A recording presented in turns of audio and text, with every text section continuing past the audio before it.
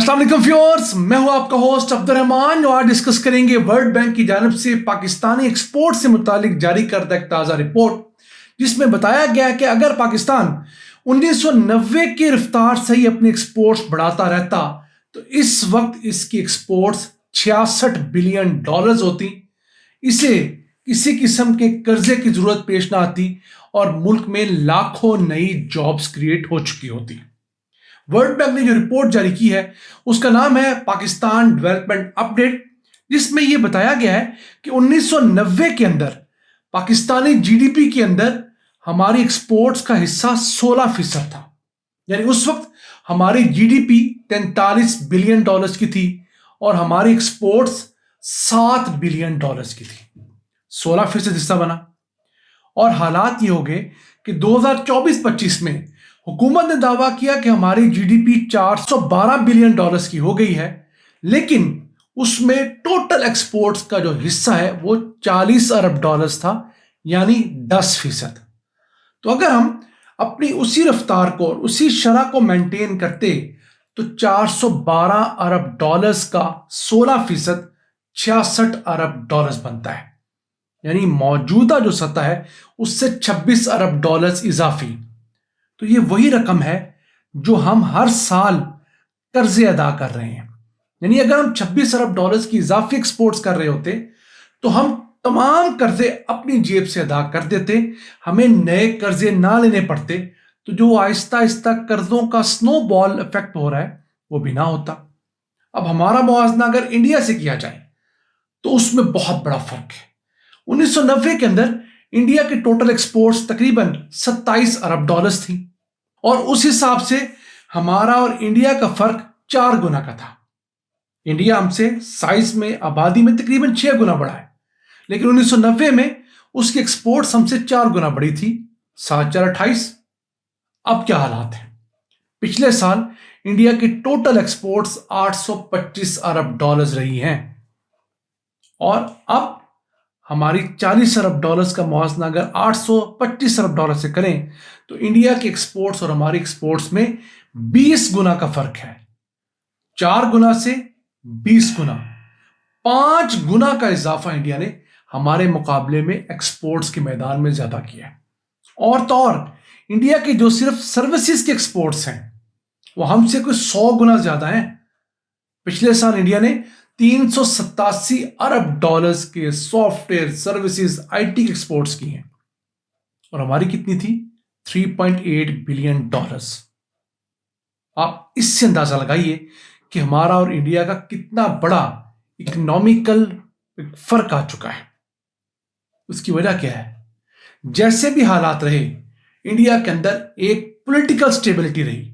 वहां पर पता है कि 5 साल एक हुकूमत ने पूरे करने हैं और उसके बाद नई हुकूमत आएगी। वो रीइलेक्ट भी हो सकती है, वो वापस भी जा सकती है।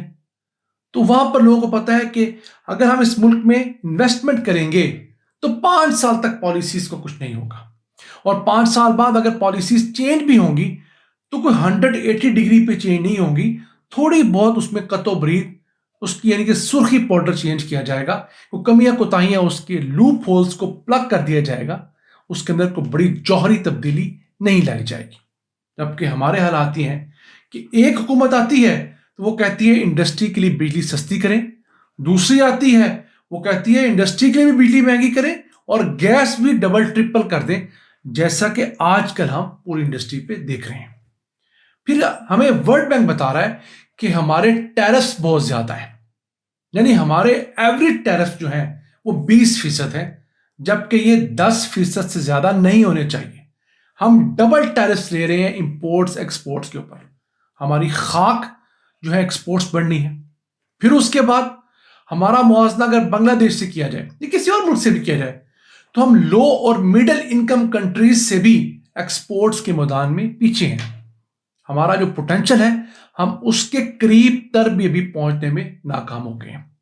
फिर मुल्क के अंदर जो रेगुलेशंस हैं वो बहुत कॉम्प्लेक्स हैं, यानी कवानीन जो हैं जो फैक्ट्री मालकान को डील करते हैं वो इस कदर ज्यादा हैं और आपस में जुड़े हुए हैं कि उसकी वजह से मुल्क के अंदर फैक्ट्रियां नहीं लग रही, एक्सपोर्ट्स नहीं बढ़ रही। हम आपको गाय बगाए बताते रहते हैं कि मुल्क में कुछ 36 इदारे हैं जो कि एक फैक्ट्री मालिक के साथ डील करते हैं। यानी कि अब और तो और पंजाब में अगर आप हैं तो डेंगू कंट्रोल का महकमा भी आपसे मंथली लेकर जाता है in most of the cases. Environment वाले आपसे अलहदा मंथली लेते हैं, कॉरपोरेशन वाले आपको अलहदा तंग करते हैं, पानी, बिजली, सुई गैस, इस तरह के लेबर के डिपार्टमेंट, EOBI। तो ये 36 इदारे अगर किसी एक फैक्ट्री के ऊपर नजर रखेंगे, उसको बार बार जाके तंग करेंगे। चले 36 में से आप सिर्फ आधे लगा लीजिए, 18 लगा लीजिए, चले हम और मौका देते हैं, 10 इदारे भी अगर रिश्वत मांगने जाते हैं, तंग करते हैं, बिला वजह रेगुलेशंस में पंगे लेते हैं, तो क्या होगा? उस मालिक ने इन लोगों के साथ डील करने में वक्त जाया करना है या अपनी को प्रोडक्टिविटी बढ़ाने के ऊपर फोकस करना है? उसके बाद आगे चलते हैं। महंगी एनर्जी जो है वो भी वर्ल्ड बैंक हमें बता रहा है कि पाकिस्तान में इंडस्ट्रियलाइजेशन को फरोग देने में बहुत बड़ी रुकावट है। अब हमारी इंडस्ट्री के पास जो रेट है वो इंडिया से डबल रेट है बिजली और गैस का। तो हमारी इंडस्ट्री किस तरह आलमी मंडी के अंदर वही चीज बेचकर इंडिया का मुकाबला कर सकती है? मिसाल के तौर पर एक कोट हम सी रहे हैं, एक कोट इंडिया सी रहा है इसी मयार का। तब दोनों चीजें दुबई जाएंगी, दोनों चीजें सऊदीया जाएंगी, अमेरिका जाएंगी, यूरोप जाएंगी, तो वहां बिजली सस्ती है, वहां गैस सस्ती है, तो उनकी चीज सस्ती प्रोड्यूस हुई होगी, हमारी महंगी प्रोड्यूस हुई होगी। वो सस्ते दामों चीज बेच सकेंगे, हम अल्टीमेटली महंगे दामों बेचने पर मजबूर होंगे। उनकी अगर 100 चीजें बिकेंगी, हमारी मुश्किल 10 बिकेंगी। तो इन हालात में हमारे यहाँ किस तरह बिजली की कीमतें कम करनी है, उस पर दिन रात फोकस होना चाहिए, लेकिन हुकूमत का उस पर फोकस नहीं है। उसके बाद बात कर लें लॉजिस्टिकल चैलेंजेस, यानी हमारी जो पोर्ट्स हैं उनके अंदर अभी भी इतने मसाइल हैं कि लॉजिस्टिकली हम दुनिया के साथ इंटीग्रेट नहीं है। दुनिया की बड़ी शिपिंग लाइंस हमारे पास रूटीन में नहीं आती, हमारे सामने से गुजर के दुबई चली आती हैं, वहां से सामान उठा के तरसील करती हैं। हमें वो इस काबिल नहीं समझती कि हम इस तरह कर सकें। तो हमें अपनी अदाओं पर गौर करना चाहिए। हमें सोचना चाहिए कि इंडिया हमारे से किस तरह मुसलसल आगे बढ़ता जा रहा है। बांग्लादेश ने हमें कहाँ पीछे छोड़ दिया है। इंडिया की GDP में अब उसकी एक्सपोर्ट्स का हिस्सा 22% हो गया है, हमारा 10% है, उनका 22% है। बांग्लादेश की एक्सपोर्ट्स का उस मुल्क की GDP में 14% हिस्सा हो गया है, यानी जितना हमारा 1990 में था तकरीबन उसके करीब तरीन बांग्लादेश ने अपनी GDP में हिस्सा रखा हुआ है। अभी हमारी GDP का साइज जो बचा हुआ है सिर्फ एक वजह से है, और वो है हमारे ओवरसीज पाकिस्तानियों की जानब से भेजे गए खूब सारे डॉलर्स। जो पिछले साल 38 अरब डॉलर्स आ गए, इस साल 41 अरब डॉलर्स आ जाएंगे। हुकूमत इन्हें 50 अरब डॉलर्स तक ले जाना चाहती है, लेकिन ये आने वाले डॉलर्स मुल्क में खरीदारी तो बढ़ा रहे हैं, मुल्क में पैदावार नहीं बढ़ा रहे, मुल्क के अंदर नई फैक्ट्रियां लगने का सबब नहीं बन रहे, मुल्क में नई नौकरियों का सबब नहीं बन रहे, मुल्क से एक्सपोर्ट्स बढ़ाने का सबब नहीं बन रहे। जब तक हम ये काम नहीं करेंगे, हम कभी अपने कर्जे नहीं उतार सकेंगे, अपने माशी मसाइल को कंट्रोल नहीं कर सकेंगे। इन अल्फाज के साथ अपने मेजबान अब्दुल रहमान को इजाजत दीजिए। अल्लाह के बाद।